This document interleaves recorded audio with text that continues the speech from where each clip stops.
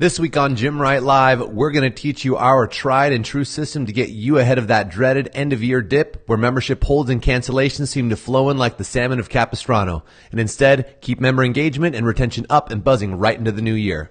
Now, for all of you listening to this via podcast, be sure to check out the video version of this interview and the extensive show notes at gymwright.com. And if you're enjoying the show, please leave us a 5-star rating and written review. If you'd like to watch the show live, we record every Friday in the network at 10 a.m. Pacific Standard Time. Network is our free private Facebook group for the motivated gym owners of the world. Join the network today and get in on the conversation. All right, back to the show.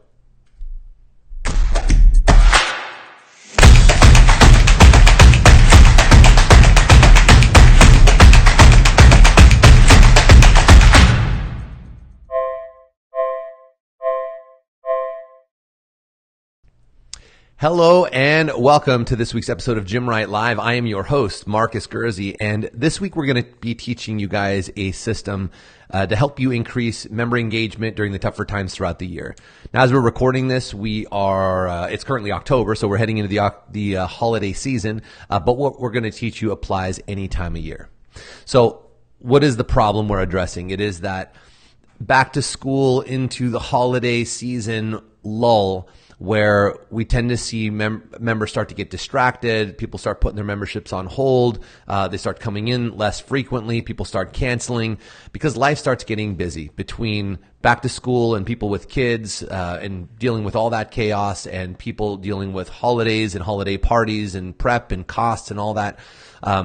We are not at the highest perceived value with our existing clients, we are going to fall by the wayside very quickly. And that's what we want to avoid, because we're going into really the best time of year for a lot of gyms, at least for markets here in the States, going into the new year where we have that New Year's rush.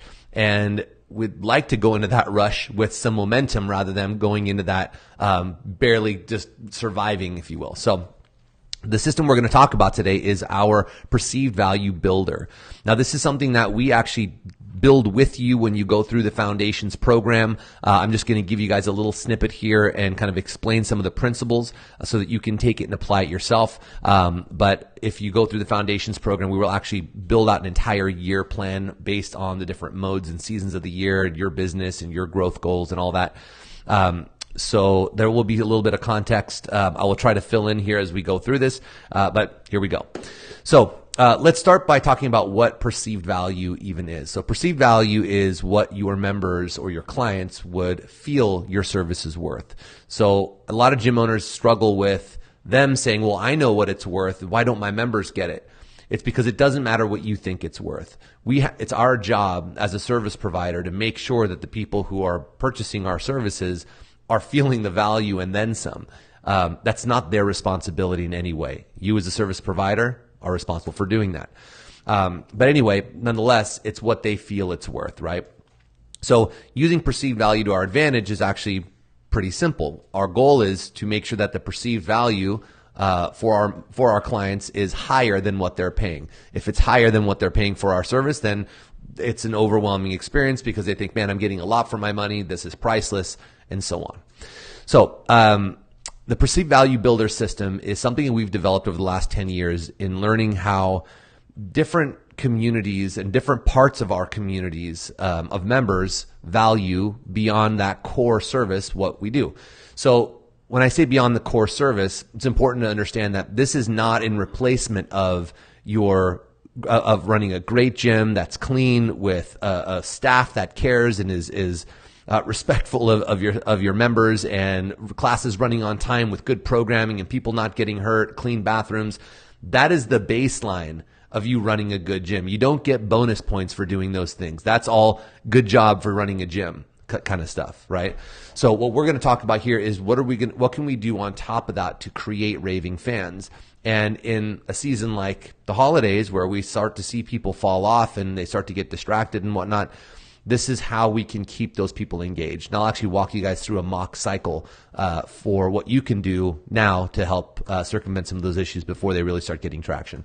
So here's what we've learned is that there are within our communities three different categories that members tend to value or get that perceived value bump from. And it's either they value training related things, they value social related things, or they value something regarding the aesthetic or the facility specifically. So let me elaborate on each topic here real quick. So training.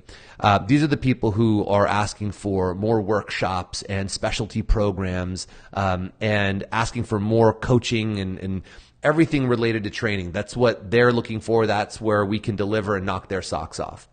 For social, these are the people who are buzzing about the social events that we do, the barbecues, the fundraisers, the parties that we throw. You know, they're the ones asking, you know, hey, when are we going to do this? And hey, I saw this gym. They've got a bunch of people going to this event. They value the social aspect. And then third, the facility or aesthetic. These are people who are valuing the facility itself, right? So how good does it look? How, what kind of new equipment do we have? Getting a new members lounge area, redoing bathrooms. People who are asking, hey, when are we going to expand into this place next door? They get excited about the physical facility itself. Now, with people in these three categories, oftentimes people tend to really favor one, maybe kind of care about another. Some people kind of care about all three. But the moral of the story is that if we address all three, we're going to cover everyone in our community. So here's the idea.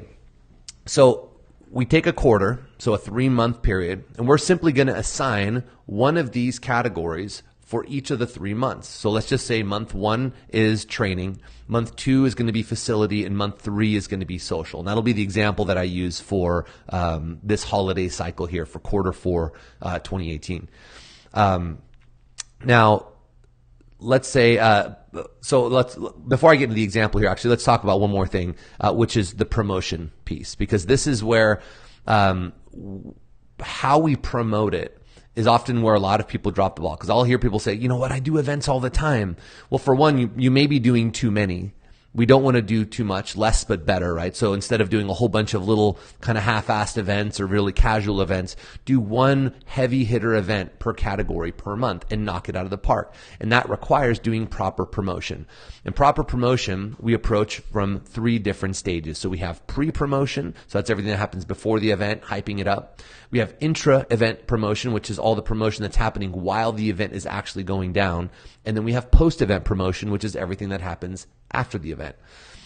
So a few examples of some pre-promotion, putting the event on the whiteboard, a month in advance, putting it in the previous month's newsletter, having your coaches talk about it at the top of every class the last 2 weeks leading up to the event, Facebook event, flyers, posters, and even your increasing social posting around that particular event leading into it. So some examples around pre-promotion. But unfortunately, that's usually where a lot of people stop, is that they say, okay, well, I've promoted the event. Great, that's it. But what we're going for here is not just getting people to the event. What we're trying to do is we're trying to showcase the value of what we're doing for those people, not just directly to those people, but we want to make sure that we're getting the home run with those people, but we're also showcasing it to the people who maybe aren't in that bucket, because there's something about peer-to-peer perceived value as well. It's that whole tribe-like mentality where just because, let's say, the social events may not be my thing, I'm more of a training guy.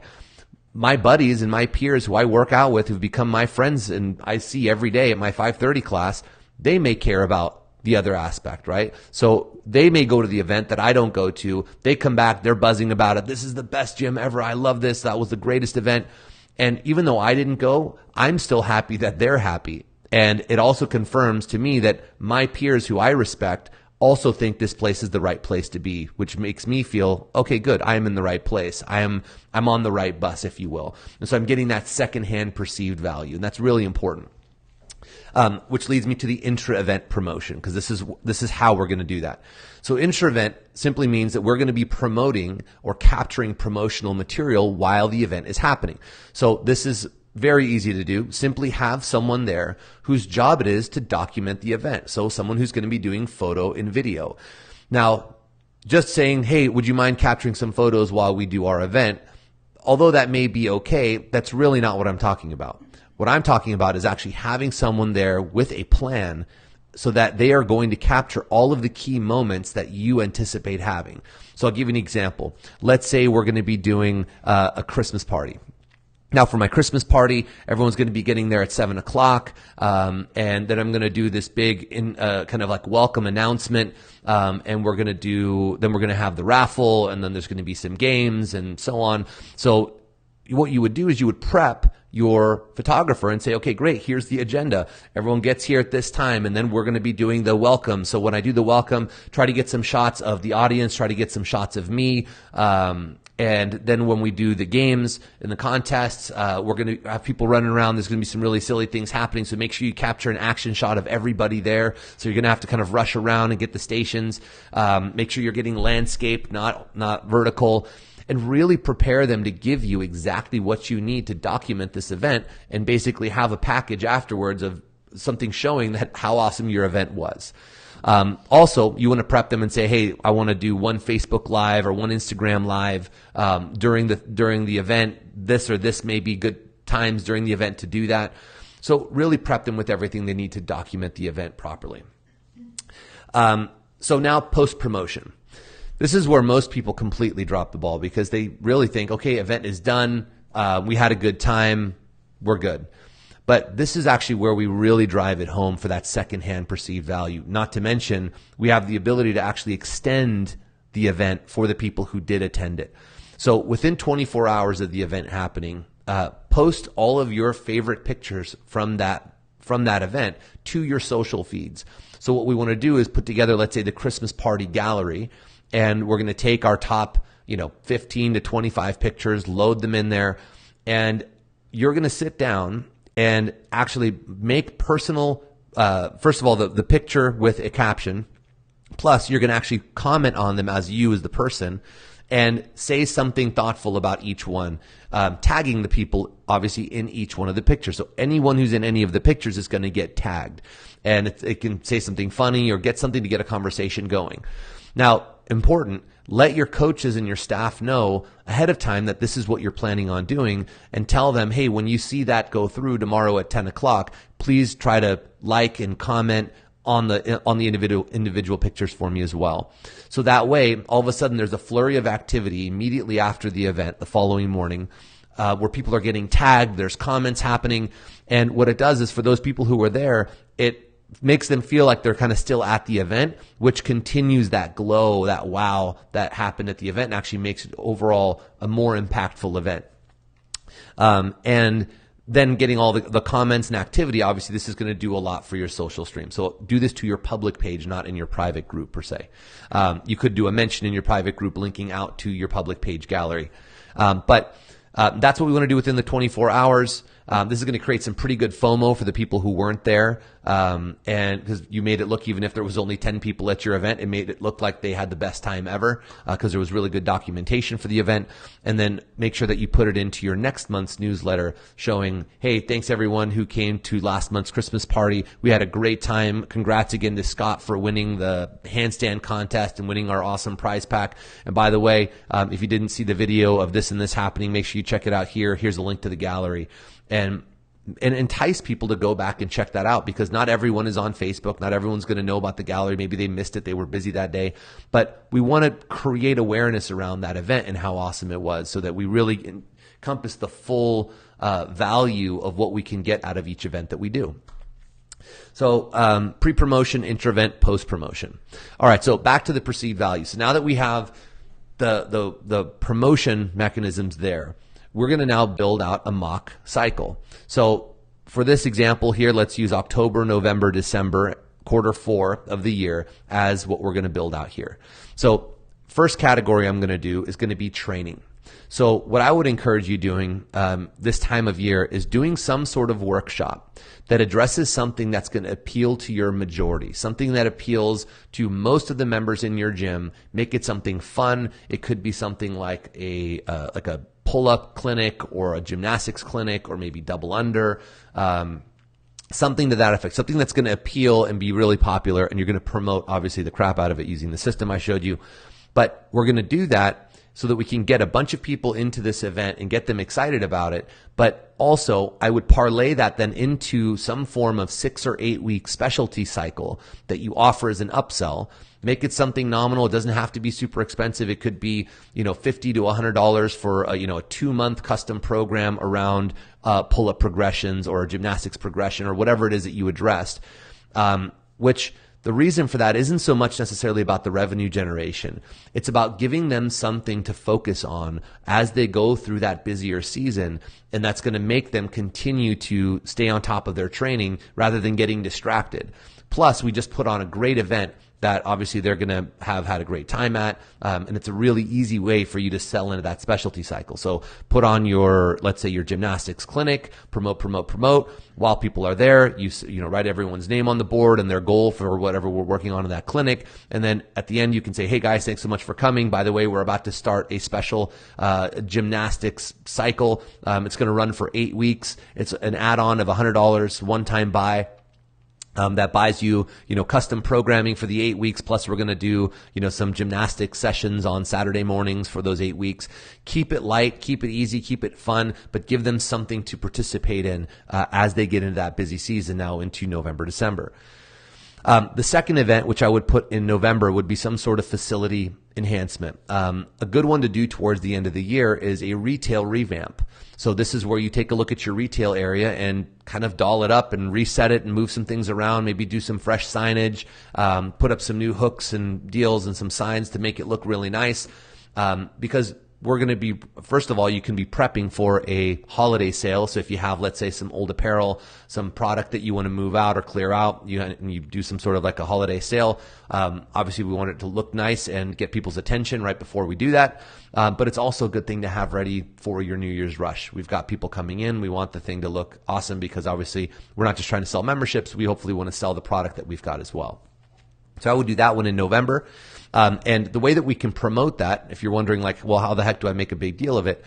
If you're doing, let's say, the retail revamp, do it kind of like as like where someone gets to participate and watch as you're actually doing it. So like maybe doing some sort of like a time lapse of you guys tearing the wall down, redoing everything and putting everything back up, and you have your before and after, and you post something like that to your social group, or something to that effect. So now you've turned it into a thing rather than, oh, I noticed it looks different. Remember, we have to draw attention to it, and follow the program or the promotion system that I gave you. Now for the third one, social, holiday party is what I would do. And I do that somewhere towards probably the beginning of December. A lot of people have a lot of things going on during the holidays, but somewhere in the beginning of the month tends to work better. But this is your opportunity to throw a killer social event for your members. This can come in all different shapes and sizes. Again, pre-promote, intra-promote, post-promote. And the beauty in this cycle that we put together between training, facility, social is that we started off by giving them something to pay attention to over the next couple months. And as they're going through those couple months, we end on that grand finale on the holiday, with the holiday party. So there is your sample cycle. If you guys have questions on the system, feel free to comment in the comments below. And if you liked what you heard and this seems like something that you would like to have custom done for your business, it is part of what we do in our Foundations program. We are almost sold out of our last Foundations beta cycle, which has a couple of really cool bonuses with a free advertising strategy and a free custom video from our partners at Monkey Reel. So fill out the form on the Gymwright.com website, apply for a free strategy session, see if you're a good fit. And if you're catching this after the fact, sorry you missed out on the bonuses, but still apply. We'd still love to chat with you, learn about you and your business and how we can help. Anyway, that's the show for today. And I want to thank all of you motivated gym owners out there for joining us today. Again, if you are listening to this via podcast, be sure to check out the video version of this interview along with the extensive show notes at gymwright.com. And if you're enjoying the show, please leave us a 5-star rating and written review. Your support means the world to us. And if you'd like to watch the show live, you can join the conversation every Friday at 10 a.m. Pacific Standard Time in the network. Thanks again for your support. Now get out there and build something that matters. We'll see you next week.